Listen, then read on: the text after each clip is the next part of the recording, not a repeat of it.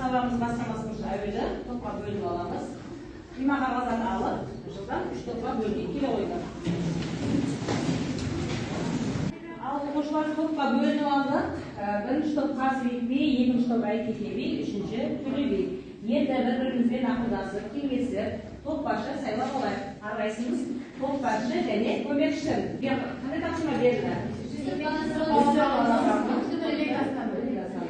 Енді пікір жайғыш әдісі бойынша үй жұмысын сұраймыз. Жаңа сұраққа кіріміз жайып тұрып, арқасында сұрақтарымыз берілген үй тапсырмасы бойынша соған бір оқушы шығып, сұрақтарға жауап береміз. Айым, Баян, Арна, Кәусар, Мадина, келе қойдар. Жүсіп Бансағын Орта Азияның белгілі ақыны және туған жері Жетісу ауданы Баласағын қаласы. Дұрыс. Жауаппен келісесіздер ме балалар? Дұрыс па? Өте жақсы, жарайсыздар. Оқушылар бұрынғы сабағымызға бағалау, өзін-өзі бағалау. Яғни сабақтың соңында әр оқушы өз-өзіміз бағалаймыз. Және топ басшы өзінің топ мүшелерін бағалап өтеді. Оқушылар назарыңызда интербелсен тақтаға қараймыз. Мына суреттер бізге таныс па? Ал кімдер бұлар? Ербол, кімдер бұлар?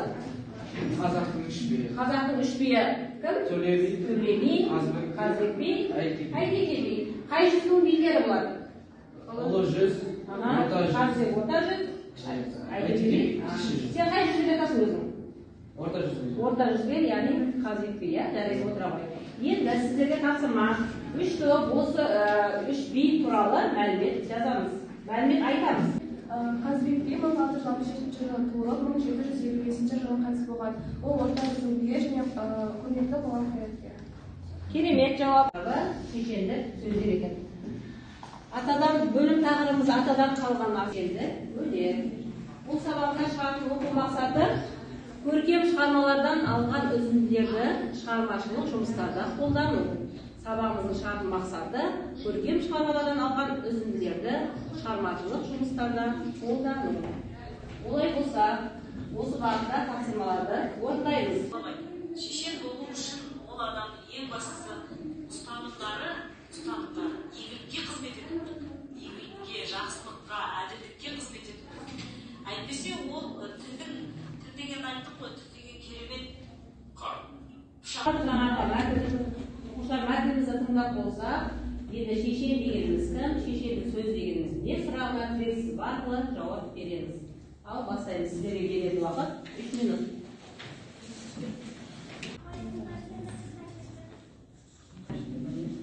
Оқушылар дайын болса, мен береміз. Болса Қазыбек би, Әйтеке би дайын екен. Қазыбек би алып жазамыз сізден. Қазыбек биден арайлық сөйлейді екен. Шешен дегеніміз қамқор сөзін кезі көп оқыған және көп білетін адам, тілге, сөзге жүйрік адам, ойы ұшқыр өжет адам. Шешендік сөз дегеніміз тауып айтылған сөз, даналық, нақыл сөз, түйінді әрі мағыналы сөз, әсерлі және көрікті, білгір, білімді сөз.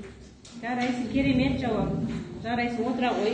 Келесі топтан Әйтеке биден кім сөйлейді? Шешен дегеніміз кім? Шешендік сөз дегеніміз не? Мадина. Шешендік сөздер қоғам өміріне, табиғат құбылыстарына байланысты терең ой, ендіргішілер төмен айтылған халық шығармасы. Төле би тобынан Дариға сөйле ғой. Шешен деген сөздер ел билеу ісінің тұтқасы, ауыл ақсақалы, би ағасы және отағасы, ру басы. Жарайсыңдар, өте дұрыс. 3 топта жақсы жауап берілді. Сабақтың соңында топ басшылары бағалап кетеміз, келесі тапсырмамыз. Шешендік сөздер тақырыбына жексу әдісімен 3 топ шешендік дау, шешендік армау, шешендік толғау, яғни шешендік сөздердің түрлеріне кластер жасаймыз. Сізге берген шешендік толғау қоғам заманға байланысты тағылым тәрбиелік мәні бар тақпақ терминде жатады және де шешендік толғауға шешеннің ішкі жан дүниесі толғансып жатады. Шешендік толғауға толғау өлеңдер, тоқтау айту және де шешендік толғауға батаны жатқызуға болады. Тоқтау айту дегеніміз жаугершілік заманда жауынгерлерге тоқтау айтқан. Жаугершілік заманда ол шешендеріміз соғыстың өзін тоқтатып отырған екесін, ол екен. Жарайса керемет жауап отырыңыздар. Келесі топ Birinci тобы сіздерге берілген шешендік арнау. Шешендік сөздер үшке бөлінеді. Оның бірі шешендік арнау. Шешендік арнауға жаңалық пен жақсылыққа құтты болсын айту, тілек сөздер, көңіл айту ескерту, белгілі бір адамға арнайы айтылған сәлем, ісің әзіл бата, және де қаза мен қайғыға қайыр болсын айту. Оған мысал алатын болсақ, Айтеке бидің сыншылдығы, жиренші, қазіргі ең қапайқы би жатады. Жарайсыздар, шешендік арнауы, яғни тілек сөздер, көңіл айту, қайғы болсын, қуаныш болсын, жеткізудің барлығы шешендік арнауға жатады екен. Керемет жауап. Шешендік дауға ердің құны, жер дауы, жесір дауы, халықтың ар-намыс дауы, отбасы дауы, ар-намыс дауы жатады. Қасиетке қалмақпен қазақтың ел шабысқан дауларын бірлестіруге 3 рет билік айтқан екен. Халық арасындағы мал-мүлік үшін болатын дау, талаптан бастап екі ел арасындағы дипломатиялық сөздерге дейін қамтиды. Жаңағы аяғына жақындап қалды, бүгінгі сабағымызға кері байланыс алайын.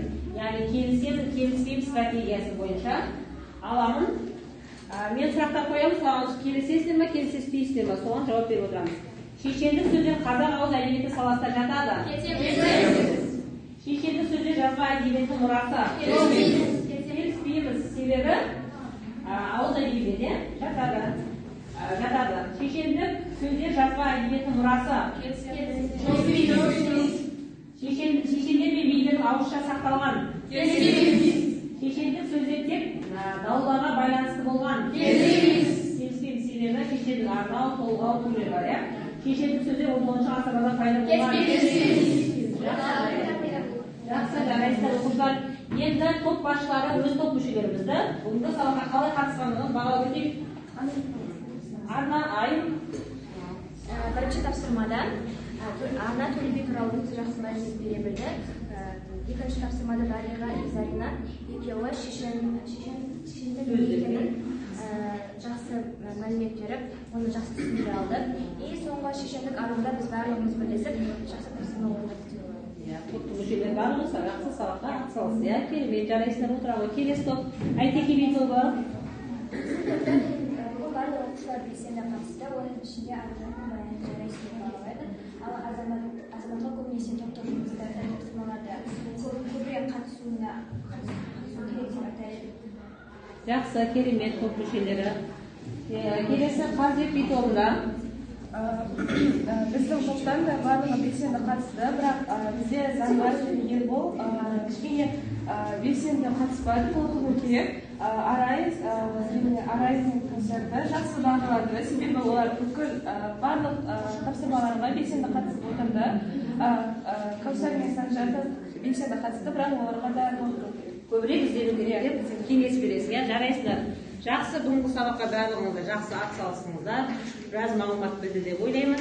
Күнделікті ашып, үй жұмысын жазып аламыз. Шешендік сөздер ұлт мұрасы тақырыбында эссе жазыңыз. Қайталай балдар, шешендік сөздер ұлт мұрасы тақырыбында эссе жазып келеміз. Жақсы, барлығыңызға рахмет. Сау болыңыздар.